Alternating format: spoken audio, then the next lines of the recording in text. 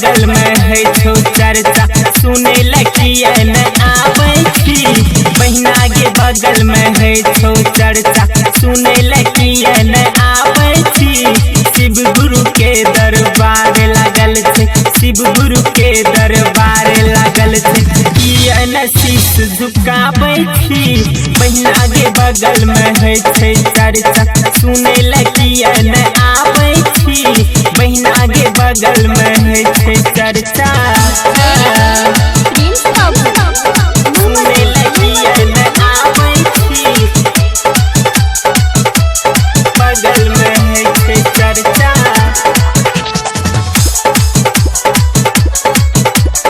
सुने लकिया न आबै छी। तोरो कहलियो सबका कहलियो श्रद्धा किया न जगाबै छी। एगे श्रद्धा किया न जगाबै छी। तोरो कहलियो सबका कहलियो श्रद्धा किया न जगाबै छी। एगे श्रद्धा किया न जगाबै छी। बहिना के बगल में है छो चर्चा सुने लकिया न आबै छी। बहिना के बगल में है छो चर्चा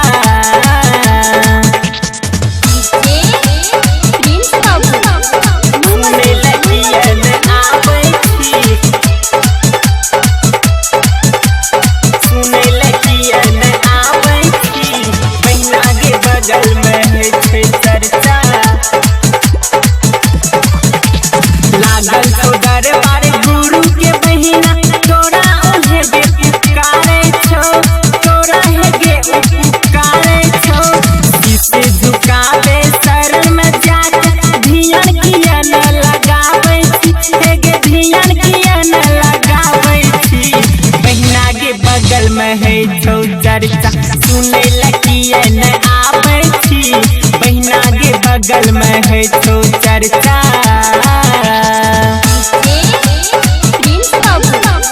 सुने लकिया न आबै छी।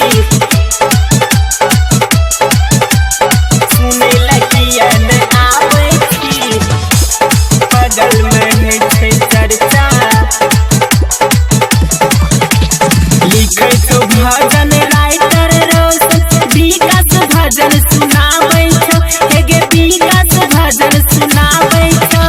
लिखे तो भजन राइटर रोशन विकास भजन सुनाबै छो। एगे विकास भजन सुनाबै छो। बहिना के बगल में है छो चर्चा सुने लकिया न आबै छी। बहिना के बगल में है छो चर्चा